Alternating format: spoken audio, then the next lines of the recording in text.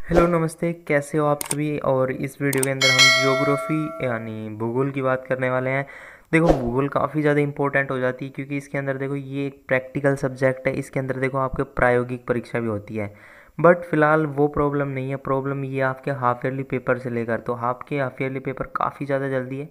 तो इसीलिए मैं ये पेपर लेके आया हूँ जो ज्योग्राफी के लिए होने वाला है। तो ये पेपर एकदम रियल है। देखो, बात की जाए, बोर्ड ने अभी तक सिलेबस ब्लूप्रिंट किसी प्रकार की कुछ अपडेट नहीं डाली है, वो भी हाफ ईयरली के लिए। तो ऐसे में आपको लास्ट ईयर पेपर है ना, वो ही लगाने पड़ेंगे, तभी आपके जाकर नंबर बन सकते हैं यहाँ पर, है ना। तो ज़्यादा नहीं कहूँगा, बस इससे 10% आपके आज पक्के हो जाएंगे इसी एक पेपर के साथ। तो पेपर को देखो, पूरा देखना, एंड से लेके शुरू से लेके एंड तक, लास्ट एंड फाइव यहाँ पर पूरा सॉल्यूशन दूंगा।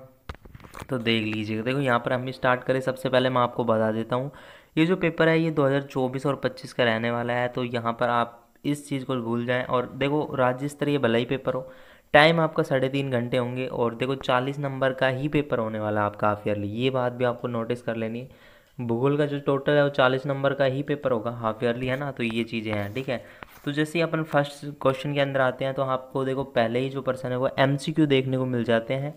और इन एमसीक्यू से आपके 100%, अगर आपके जो इन हाफ ईयरली एग्जाम में क्वेश्चन बनने वाले हैं, तो A to Z% यहाँ के आपके लिए इंपॉर्टेंट हो जाते हैं। देखो, ये वीडियो तो छोटी सी है, लेकिन आपके पास जो क्वेश्चन है वो बहुत ज़्यादा महत्वपूर्ण है। यहाँ पर इनको अगर आप कर ले तो ये पेपर आपको कहीं नहीं मिलेंगे। अगर आप मिल भी जाए तो मुझे भेज देना प्लीज़ PDF। और अगर आपको ये पेपर चाहिए तो आप है ना टेलीग्राम को ज्वाइन कर सकते हैं, और लिंक डिस्क्रिप्शन में दे रखा है, एंड व्हाट्सअप को भी। तो पहला जो क्वेश्चन है वो ये है कि रुको और जाओ निश्चयवाद का यह सिद्धांत किस विद्वान ने दिया था। तो देखो, बेसिकली ये जो रुको और जाओ का निश्चयवाद सिद्धांत है ना, ये दिया था ग्रिफिथ टेलर ने। ये मैंने पहले टिक कर दिया आंसर, ये बिल्कुल ठीक आंसर होने वाले हैं। उसके बाद अगर नेक्स्ट क्वेश्चन है वो है भाई, मानव विकास का अर्थ है। तो देखो, जो मानव विकास है ना, इसका अर्थ क्या हो सकता है। तो ये जो तीन ऑप्शन है वो गलत है, ये जो सही है ये बिल्कुल ठीक है। एक गुणात्मक परिवर्तन ही क्या मानव विकास होता है। अगर आप इनको समझे तो भी वो मैं आप समझा सकता हूँ। जैसे क्वेश्चन नंबर 3 है, प्रवास का अपकर्ष कारक क्या है। देखो, प्रवास का जो अपकर्ष कारक है ना, इसको अगर आप समझते हो तो देखो, अपकर्ष वह कारक होते हैं ये जो अपनी ओर लोगों को क्या करते हैं, आकर्षित करते हैं, अपनी ओर बुलाते हैं, यानी इनके अंदर सुविधाएं होती है। और प्रतिकर्ष कारक वो होते हैं जो अपने आप से दूर करते हैं लोगों को, जैसे कि महामारियाँ हो गई, प्राकृतिक विपदाएं हो गई, और राजनीतिक उपद्रव। ये सारे ऐसे कारक हैं जिनसे लोग भागते हैं, इनकी वजह से जगह को, स्थान को छोड़ना पड़ता है। लेकिन अगर यहीं पर अगर बात करें कि काम की अगर बेहतर अवसर की मैं बात करूं, तो ये एक जो प्रवास का अपकर्ष ही कारक हो जाएगा। तो ये बिल्कुल राइट आंसर, बिल्कुल इसका यही होने वाला है। उसके बाद अगर बात करें क्वेश्चन नंबर 4 यार, तो यहाँ पर जो क्वेश्चन नंबर 4 है ना, ये कोल खोज है।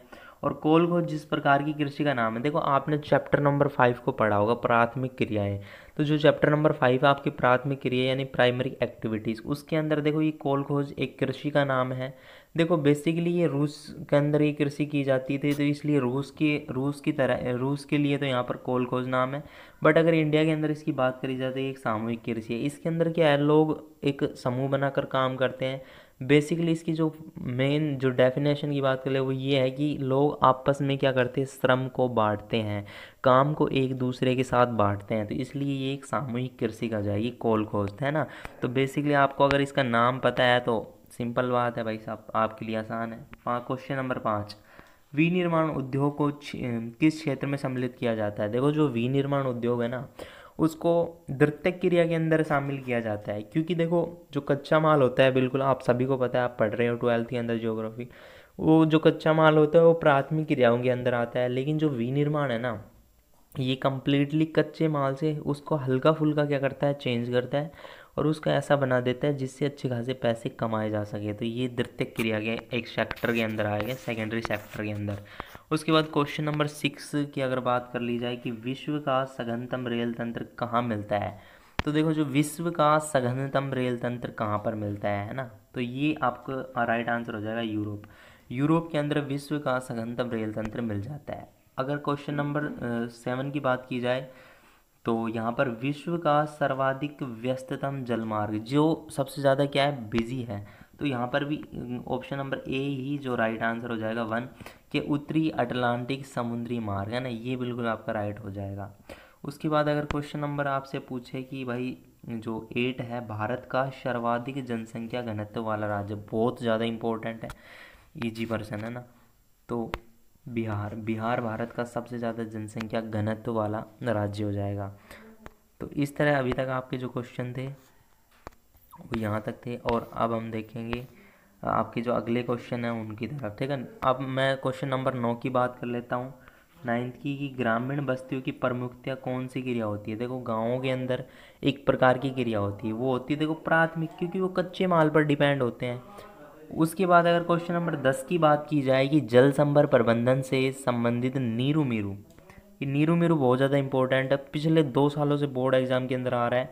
कार्यक्रम किस राज्य में चलाया जाता है। तो देखो जो नीरू मीरू कार्यक्रम है बेसिकली वो आंध्र प्रदेश के अंदर चलाया गया था। तो ये बहुत ज़्यादा इंपॉर्टेंट क्वेश्चन है। उसके बाद क्वेश्चन नंबर 11 है, प्रादेशिक नियोजन का संबंध है। तो देखो प्रादेशिक नियोजन है, उसका संबंध अगर आपसे पूछे तो आप इसका भी राइट आंसर कर दीजिएगा, बै क्षेत्र विशेष के विकास का उपागम, ये प्रादेशिक नियोजन के संबंध से संबंधित है, ठीक है।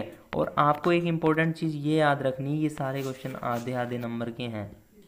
क्वेश्चन नंबर 12, निम्न में से कौन सा अम्ल वर्षा का एक कारण है। देखो अम्ल वर्षा कब होती है, जब जो वायुमंडल के अंदर बहुत सारी गैसें इकट्ठी हो जाती है भारी भारी, और उनसे जब वर्षा ऋतु की पहली बारिश होती है वो अम्ल यही वर्षा होती है, क्योंकि उसमें बहुत ज़्यादा केमिकल्स होते हैं। तो इसलिए ये वायु प्रदूषण के कारण अम्लीय वर्षा होती है, ठीक है। तो यहाँ पर इस तरह आपकी जो MCQ है वो कंप्लीट होती है, और मैं गारंटी से कह सकता हूँ काफ़ी ज़्यादा 5-7 MCQ इसी पेपर से बनने वाले हैं, क्योंकि बोर्ड ने कुछ रिलीज़ किया ही नहीं है यार। तो भाई मुझे नहीं लगता पेपर यही आएगा, ठीक है, सेम टू सेम छपेगा, है ना। तो मानव विकास का प्रतिवेदन 2020 के अनुसार उच्च मानव विकास समूह में देश सम्मिलित है। तो यहाँ पर आप 58 कर लीजिएगा, बिल्कुल राइट हो जाएगा आपका। एंड यहाँ पर आप क्वेश्चन नंबर 2 देखें तो ब्राज़ील में कॉफ़ी के बागानों को खालिस्तान कहते हैं, मैंने पहले आंसर पुट अप कर दिया है, फैजेंडा कहते हैं। उसके बाद परिवहन की मांग खालिस्तान के आकार से प्रभावित होती है जनसंख्या। देखो जब लोग बढ़ते हैं ना, जनसंख्या धरती के ऊपर, तो भी ज़्यादा क्या होती है, परिवहन की मांग होती है, आप सभी को पता है। उसके बाद खालिस्तान, यानी मैंने लिख दिया रेशम मार्ग, खालिस्तान में मार्ग में रोम को चीन से जोड़ने वाली दूरी को व्यापार का प्रारंभिक उदाहरण है, तो ये रेशम मार्ग हो जाएगा। एंड क्वेश्चन नंबर 5 की अगर बात की जाए, आप इनको नोट भी कर सकते हैं और रोक कर, अरावली पानी संसद कार्यक्रम राजस्थान के ज़िले में चला है, तो बेसिकली अलवर के अंदर ये चला था। उसके बाद भारतीय रेल प्रणाली को खालिस्तान मंडलों में विभाजित किया है, तो 16 जो मंडल है वो भारतीय रेल के प्रणाली के हैं। उसके बाद क्वेश्चन नंबर जो लास्ट रिक्त स्थान है, खालिस्तान कार्यक्रम गंगा नदी की स्थिति को सुधार से संबंधित है, तो ये देखो नमामि गंगे कार्यक्रम था, ठीक है। तो इस तरह आपने MCQ भी कर लिए, MCQ मल्टीपल चॉइस क्वेश्चन, और भाई आपने फिल इन द ब्लैंक्स भी कर लिए हैं। तो इनसे पेपर आपका हूबहू मेरे हिसाब से ये क्वेश्चन पुट अप होंगे, और भाई साहब आप आकर बाद में कमेंट भी कीजिएगा, ठीक है। तो यहाँ पर जो फर्स्ट क्वेश्चन है अभी ये हम बात करेंगे वन लाइनर पर्सन की, जो कि एक एक लाइन के होते हैं। देखो नंबर 1 पर दोस्तों यहाँ पर आ जाता है जनसंख्या परिवर्तन के 2 घटक पूछे हैं आपसे। देखो बेसिकली इसके मोटे मोटे अगर देखें तो इसके 3 घटक होते हैं। एक तो देखो जन्म दर, नंबर 1 क्या है, नंबर 1 है भाई साहब जन्म दर। देखो कहीं भी स्थान पर जो है जन्म है ना, जन्म दर, ये बहुत ज़्यादा जनसंख्या को क्या करते हैं, प्रभावित करती है। हर स्थान के, जैसे कोई भी स्थान है वहाँ पर अगर ज़्यादा बच्चे जन्म लेंगे तो वहाँ की जनसंख्या बढ़ेगी, तो वो थोड़ा परिवर्तन होता है। एक सेकंड नंबर दूसरा आपसे पूछे तो आप लिख देना, इसमें 2 घटक पूछे ना, तो आप एक लिख दोगे, आप मृत्यु दर, क्या लिख देखो, मृत्यु दर, है ना। तो मृत्यु दर भी प्रभावित करती, कहीं लोग जगह पर ज़्यादा मृत्यु हो जाए तो वहाँ पर भी जनसंख्या प्रभावित होती है। और एक जगह आप लिख सकते हो प्रवास, तो प्रवास भी बहुत ज़्यादा महत्वपूर्ण हो जाता है, क्योंकि जो लोग एक स्थान से दूसरे स्थान पर जाते हैं तो भी जनसंख्या कम या ज़्यादा होती है। नंबर 2 क्वेश्चन है, विश्व व्यापार संगठन क्या है। देखो WTO इसको कहते हैं शॉर्ट नेम में, वर्ल्ड ट्रेड ऑर्गेनाइजेशन, ठीक है। तो इसका मतलब यही होता है, ये एक अंतर्राष्ट्रीय क्या है, एक ये संगठन है। इसका काम ये है कि जो 2 राष्ट्रीय स्तर पर देश हैं उनके अंदर क्या है, विनिमय बढ़ाना, और जो समझौते हो रहे हैं जितने भी, या फिर जो भी व्यापार होता है ना, उसको शांतिपूर्ण ढंग से करना। उसके बाद क्वेश्चन नंबर अगर 3 पूछे, मानव बस्ती को परिभाषित कीजिए। तो ये प्रश्न आपसे पूछ लिया जाता है, तो इसका जो आंसर हो जाता है मनुष्य के निवास स्थान का एक संगठित समूह। क्या क्या कैसा समूह? एक संगठित समूह। जो भी मतलब अपना संगठित समूह होगा ना निवास स्थान का मनुष्य का, वो क्या कहलाता है? मानव बस्ती। देखो जो मानव बस्ती है वो अब आप ज़्यादा चैप्टर के अंदर पढ़ोगे तो आपको गुच्छित बस्ती, अर्धगुच्छित बस्ती, ये ऐसी बहुत ज़्यादा चीज़ें देखने को मिलती है, बट ये अभी तक ठीक लगा मुझे, मनुष्य के निवास स्थान की एक संगठित समूह। ठीक है। उसके बाद भाई भारत का विदेशी व्यापार की दो विशेषताएं। देखो भारत की बहुत सी विशेषताएं हैं। एक तो देखो ये पेट्रोलियम का बहुत ज़्यादा आयात करते हैं, लेते हैं दूसरे देशों से, एक तो ये है। पर आप मोटा मोटा ले सकते हो कि जो एक तो आयाती वर्दी, ये बहुत ज़्यादा आयात करते हैं। क्या करते हैं? आयात में क्या है? इनकी वर्दी है भाई साहब। ठीक है, क्या है? एक तो आयात ये वर्दी, लोग दूसरे देशों से ये सामान ले लेते हैं, जैसे कि इलेक्ट्रॉनिक का सामान हो गया, भारतीय मशीनरी होगी, कच्चे माल हो गए, ये सारे क्या आयात कर लेते हैं। और दूसरी चीज़ इनकी मोटा ये है फैक्ट कि जो निर्यात है ना, निर्यात में क्या है? इनको घाटा होता है, बहुत कम सामान बेचते हैं, जिससे इनका संतुलन नहीं बैठता। निर्यात में क्या होता है? घाटा। ठीक है, तो ये निर्यात में घाटा। आप लिख सकते हो आयात वर्दी, और आयात वर्दी जैसे कि भारत में मशीनरी, इलेक्ट्रॉनिक, कच्चे माल, इनका क्या करना? आयात करना। दूसरे नंबर पॉइंट आप लिख सकते हो व्यापार संतुलन में घाटा, यानी निर्यात की तुलना में आयात अधिक। ठीक है, इस तरह से आपको आंसर दे देना है। उसके बाद क्वेश्चन नंबर 5 है, वो बहुत इंपॉर्टेंट है भाई साहब, ईजी भी लग रहा होगा आपको। ध्वनि प्रदूषण। तो देखो ध्वनि प्रदूषण क्या है? विभिन्न स्रोतों से उत्पन्न ध्वनि का मानव की असहनीय सीमा से अधिक या फिर असहज हो जाना, यानी जो मानव सुन सकता है उससे भी ज़्यादा जो ध्वनि हो रही है वो बेसिकली ध्वनि प्रदूषण है। मैंने जो बोला आप कॉपी के अंदर नोट कर सकते हो, और सीधा अगर आंसर लिखते हैं हेडिंग लगा के, नंबर कोई नहीं काट सकता। ये तो थे अपने देखो छोटे क्वेश्चन। अब बात कर लेते हैं क्वेश्चन नंबर 4 की, और जो पर क्वेश्चन 1.5 नंबर का होगा आपका, है ना। तो पहला जो प्रश्न है, आर्थिक भूगोल के किन्हीं 3 उप क्षेत्रों के नाम। ये प्रश्न सीधे पुट अप होंगे। ठीक है, यहाँ पर आर्थिक भूगोल के किन्हीं 3 उप क्षेत्र। तो देखो नंबर 1 में आप लिख सकते हो, देखो आर्थिक भूगोल में एक तो कृषि भूगोल, कृषि से भी देखो इकोनॉमी होती है, कृषि क्या लिख सकते हो? कृषि भूगोल। एक तो ये हो गया अपना कृषि भूगोल। और एक आप लिख सकते हो नंबर 2 लगाकर, यहाँ पर नंबर 2 लगाकर लिख सकते हो औद्योगिक भूगोल। क्या लिख सकते हो? औद्योगिक औद्योगिक औद्योगिक भूगोल। ठीक है, तो ये भी आपका इम्पोर्टेंट हो जाता है। उसके बाद अगर आप लिखना चाहो तो यहाँ पर नंबर 3 भी लिख सकते हो, व्यापार व परिवहन भूगोल। ठीक है। उसके बाद क्वेश्चन नंबर 5 है जननांगी संक्रमण। भाई ये पर्सन 100% आता है, और इसके लिए मैं सेपरेट वीडियो लेके आऊँगा ट्रिक के साथ। बहुत ज़्यादा इंपॉर्टेंट पर्सन है ये जननांगी संक्रमण। इसका मतलब क्या होता है कि ये भविष्य की जनसंख्या की वृद्धि व पूर्वानुमान और आर्थिक विकास में जनसंख्या परिवर्तन के जो पैटर्न को समझना है। तो देखो जो आप अगर ये जननांगी संक्रमण के जो सिद्धांत है इसको अगर आप समझो ना, तो भी ये बहुत ज़्यादा अच्छा और इम्पोर्टेंट है। इसको मैं नेक्स्ट वीडियो में डायग्राम के साथ लेके आऊँगा, उससे आपको इसको क्लियर करूँगा, क्योंकि ये एक फैक्चुअल चीज़ है, ये आपको फैक्ट याद करना पड़ेगा, ये आपको इसलिए समझ में यहाँ पर नहीं आ सकता। उसके बाद क्वेश्चन नंबर जो 6 है वो है भ्रासरोतन को स्पष्ट कीजिए। देखो हालांकि ये डेफिनेशनल चीज़ है, यहाँ पर इसको आप पासबुक गाइड से याद कर सकते हो, पर एक बार मोटा मोटा मैं आपको अगर बताना चाहूँ तो देखो ये भ्रासरोतन का मतलब ये होता है कि जब कोई भी जो संस्था है वो टेंडर जारी करती है, तो पहले तो वो टेंडर किसी को दे देती है, फिर उससे वो पता लगाती है कि हमें इससे क्या फ़ायदा हुआ क्या नहीं हुआ, फिर अगली बार वो ठेका है ना किसी और को दे देते हैं। क्या देते हैं? ठेका। आपकी गाइड्स में भी यही लिखा है, किसी और को दे देते। क्या करना? अपने मूल्य को पहचानने हेतु। तो वैसे इसका सिंपल ही यही आंसर। उसके बाद क्वेश्चन नंबर 7 है आंतरिक जलमार्गों के विकास के लिए 2 अनुकूल दशाएं। देखो आंतरिक जलमार्ग, जो अपने देश के अंदर के जलमार्ग हैं उनकी बात की जा रही है यहाँ पर, उनके देखो विकास के लिए हम क्या कर सकते हैं, हम नहीं सरकार जो भी। तो एक तो नदी तट का समतल होना, एक तो देखो नदी तट है ना, जैसे ये नदी है इसका क्या होना, समतल होना, जिससे क्या हो सके, जिससे इसके ऊपर नौकायान चल सके, नाव क्या चल सके। ठीक है, तो ये चीज़ें होने एक तो ज़रूरी है। और दूसरी चीज़ यहाँ पर इंपॉर्टेंट ये है एक पर्याप्त बारहमासी जल प्रवाह। और इन जैसे कि ये नदी है मान लो, इसके अंदर 12 के 12 महीने क्या होना चाहिए, जल का क्या होना चाहिए, फ्लो होना चाहिए। ठीक है, जल का क्या होना चाहिए, फ्लो। तो ये भी एक इम्पोर्टेंट चीज़ है। उसके बाद यहाँ पर अगर नेक्स्ट क्वेश्चन की बात कर ली जाए कि यहाँ पर देखो भारतीय भाषाओं के परिवारों का नाम बताइए। तो देखो द्रविड़ कह दीजिएगा, ऑस्ट्रिक कह सकते हो एक तो, है ना, ये बहुत सी भाषाएं हैं, तो इसको भी आप बुक से ही पढ़े, मैं तो ये कहता है एनसीईआरटी के ऑथेंटिक तरीके से पढ़ते हो तो फिर भाई इससे बाहर कुछ नहीं जाएगा। उसके बाद भारत के पर्वतीय क्षेत्रों के विकास हेतु सुझाव। तो देखो आप अगर भारत के पर्वतीय क्षेत्रों की बात करें, एक तो देखो स्थानीय संसाधनों पर आधारित कुटीर उद्योग बढ़ाना। कुटीर उद्योग होते हैं ना छोटे, उनको बढ़ा देना चाहिए और बेहतर सड़क का निर्माण कर देना चाहिए। ये दो काम है। उसके बाद क्वेश्चन नंबर 10 है, भारतीय उपग्रह संचार विकास पर एक टिप्पणी लिखिए।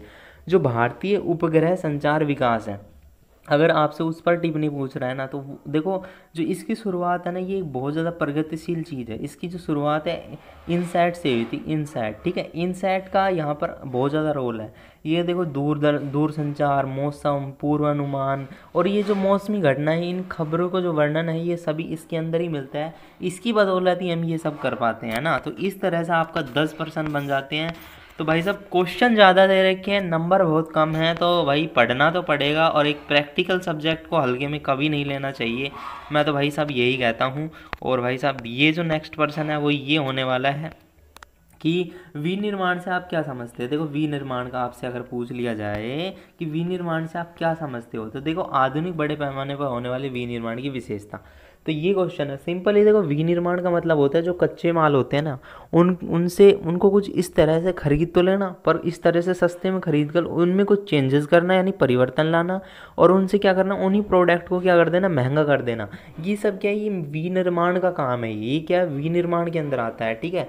तो ये आता है। और अगर बात की जाए विनिर्माण क्या हो सकता है, इसमें देखो मशीनीकरण हो सकता है, यानी मशीनों का बहुत ज़्यादा प्रयोग। नंबर 2 पॉइंट लिख कर आप लिख सकते हो श्रम का वशिष्टीकरण, यानी एक ही श्रमिक से एक काम बहुत बार कराना, जैसे कि उसको एक्सपीरियंस आ सके। तीसरा आप लिख सकते हो संगठनात्मक संरचना, यानी उसको क्या, एक ढांचे यानी एक स्ट्रक्चर देकर उस पर काम करना, ठीक है, ये हो सकता है। फिर क्वेश्चन नंबर 12 है, वर्षा जल संग्रहण का अर्थ बताते हुए इनसे होने वाले लाभ। भाई टाका बनाकर ये बहुत ज़्यादा कर वर्षा के जल को इकट्ठा करना, जैसे जोड़ जैसी स्ट्रक्चर देना, तालाब जैसी, तो वो भाई एक वर्षा जल संरक्षण से हो जाएगा। और भाई भारतीय ऊर्जा के अपारंपरिक स्रोत ये बता देना, खनिज किसे कहते हैं, बहुत ईजी जी, चैप्टर नंबर 5 से आया है।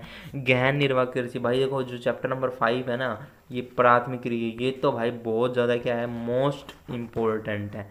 मोस्ट क्या है, इम्पोर्टेंट है भाई, इसको लगा के जाइए आप, काफ़ी पर्सन आपकी सोल्व होंगे। भारतीय कृषि के प्रकार देखो ये उसी से ही आ गया है, प्राथमिक क्रिया से। तो कहीं ना कहीं देखे जाए तो ये जो पेपर है वो बहुत ज़्यादा आपके लिए इम्पोर्टेंट है। मैं कहता हूँ भाई साहब बहुत चीज़ें पुटअप होती है। अब आपको क्या एक्सपीरियंस, अरे 11वीं वाले बाढ़ हो, 12वीं के बाढ़ को आपको मैप का क्या नॉलेज नहीं है ना, नॉलेज होता भी नहीं है। और काफ़ी ज़्यादा गवर्नमेंट स्कूल में, प्राइवेट में यही होता है कि नॉलेज नहीं हो पाता है। कोई बात नहीं, कोई बड़ी बात नहीं है, पर फिर भी आप ओल्ड पेपर को लगा लीजिएगा। देखो मैंने इस बात को आपको बताना, फिर मैप है तो ये इसीलिए कह रहा हूँ मैं, काफ़ी चीज़ें जो स्टूडेंट्स के वो क्लियर नहीं होती, और एग्ज़ाम भी इस बार तो जल्दी हो रहे हैं।